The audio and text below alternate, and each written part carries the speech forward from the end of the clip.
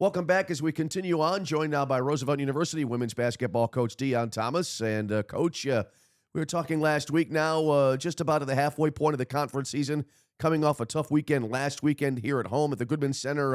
Overall right now, what's your assessment of the situation for the team as we head toward the second half of the GLIAC?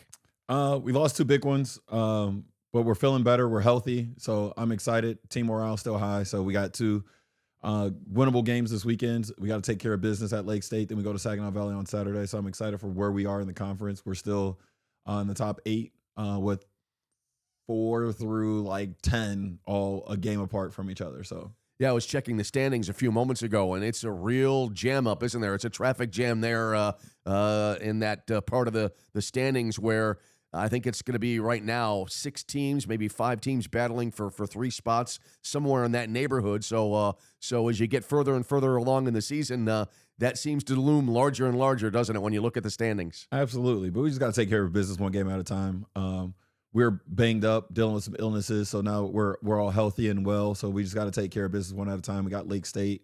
Like you said, there's a lot of teams looking at 3 spots, and right now we have one of those spots. So we just got to keep doing what we're doing to hopefully climb so we secure a conference playoff spot. Looking back at this past weekend, games against Davenport and then a real tough game against Grand Valley State, what are your thoughts looking back on the 2 games? Davenport, we just didn't show up ready to compete. I thought we'd be a little bit more excited just because came from there. So we just didn't show up ready. And again, we had 3 players sick that game. So they gave it all they had. We tied the game going into the fourth quarter, 50-50. And we scored 4 points or something, like 9 points or 7 or whatever it was in the fourth quarter there. So we just didn't have enough. Then I thought we defended Grand Valley well. I think we held them to a 12-point quarter. It was a 12 and a 14-point quarter, but 21-10 to start is not good enough. Then 28-9 or 8 or something like that coming out of half isn't great either. So we dropped the ball, but we saw some good things defensively. So it made me feel good that what we can do when we're healthy might work against them, but they're number 1 team in the country for a reason 2 years in a row. You look at that Grand Valley State game, and as you said, a little bit of a tough start there to that game, but then afterwards you sound pleased with the way the rest of the game went, obviously outside the outcome, but it was a case there where, again, the defense started to step up as the game went along, didn't it? Absolutely. We forced them into tough shots. I thought we rebounded the ball well in spurts, but then ultimately their length gave us some trouble, but it was our first time, a lot of our girls' first time seeing Grand Valley. So I try to prepare them. We try to play similar opponents with similar size, but seeing it was it's just another animal. So they have some girls that are pretty good, pretty tall, lengthy, athletic, however you want to call it. So we just got to get used to that size. But now going to Lake State where they have similar size will hopefully help us because Lake State got us the first time around. When you're going into a game like that, Grand Valley State, defending national champions, they had started the season 17 straight wins, and I was mentioning on air, took a quick look back, did a real quick count. I think it was 30 straight wins coming into that game. Do you prepare any differently for a game like that? No, still take one game at a time. So they're just another opponent on our schedule.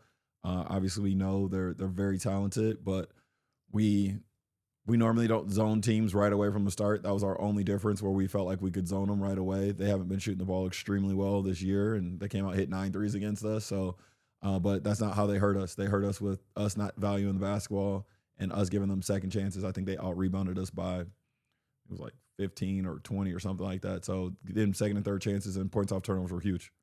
I know they were pressing quite a bit defensively, not necessarily. Well, at times they put on a press, a 3/4 court, half court trap, but they did have a little bit of a suffocating defense.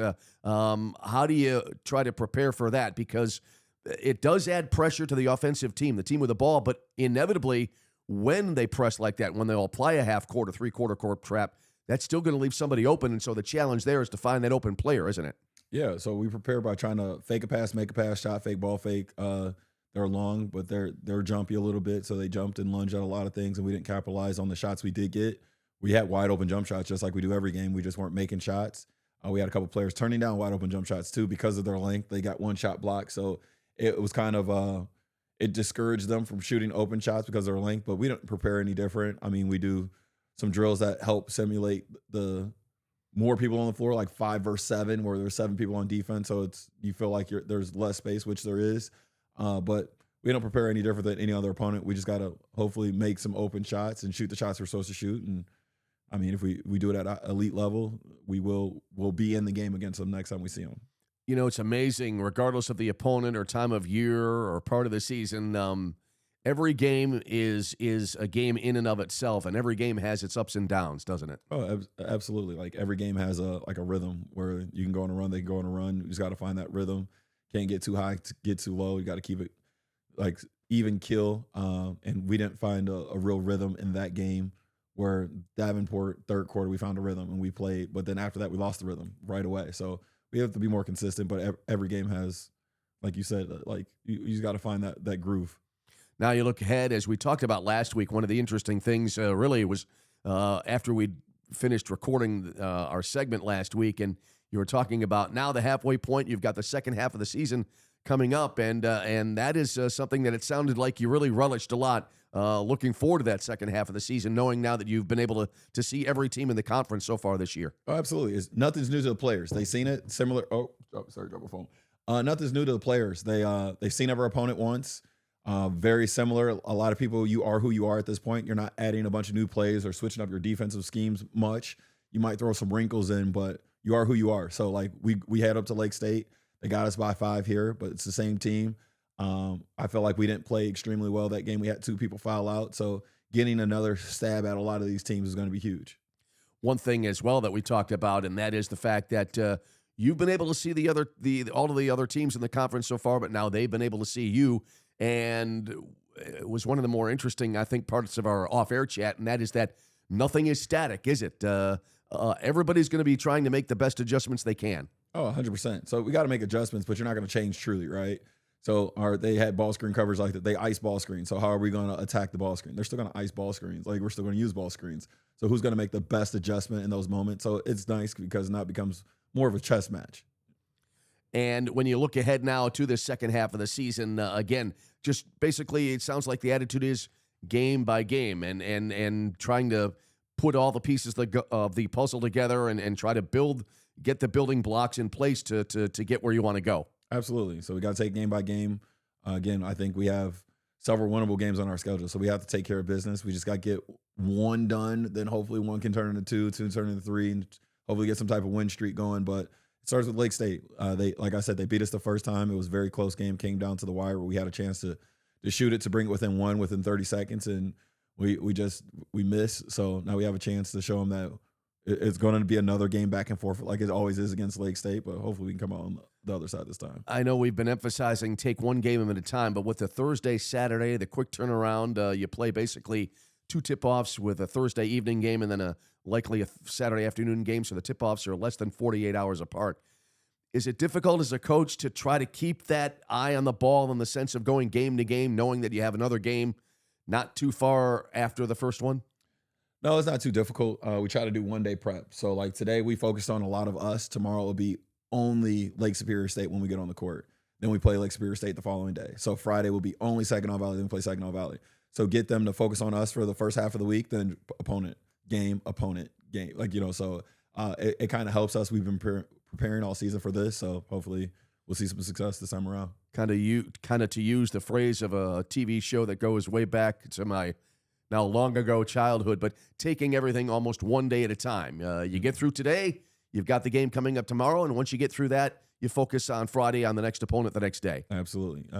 So you're feeling overall now as we go into the second half of the schedule. I mean, it looks like it's going to be a battle each and every game, won't it, as you try to get that position now. Really, you're 5 weeks away from the end of the season. So you're getting to the point now where you want to get the results. You want to try to peak at the right time. Yeah, and I still feel like we're not there, but we have plenty of potential. But right now, it's not about unfulfilled or untapped potential. We got to start living out our potential. We got to do the little things. We keep talking about the TNT, the things that take no talent. We have to dominate those little things second half of the year. For if we want a week 6, or because we got 5 weeks left, we want to continue that season, get to 6 weeks. We got to do all the little things right now.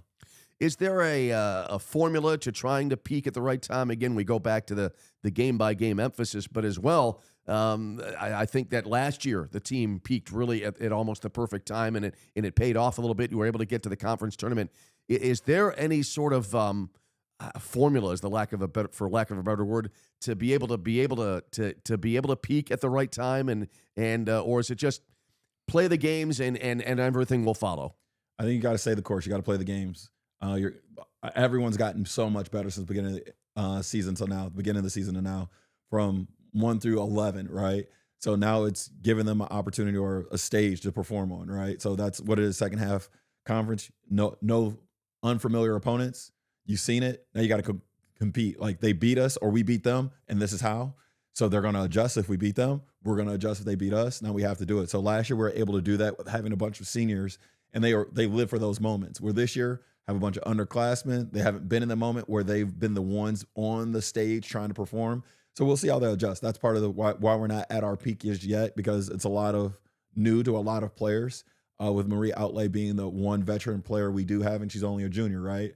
So putting Kelly and Peta and Iz and BK in situations where now they're seeing a team for the second time, for the first time this year, seeing how they respond to that. So I'm excited. Like she won your matchup, or you won your matchup the first time. How are we going to respond this time? So you talked about the noticeable improvement in the conference, as you said, from 1 down to 11. Is that something that is easy to see as the season goes along when you scout other teams? Absolutely. I was referring to our players on our team with 1 through 11.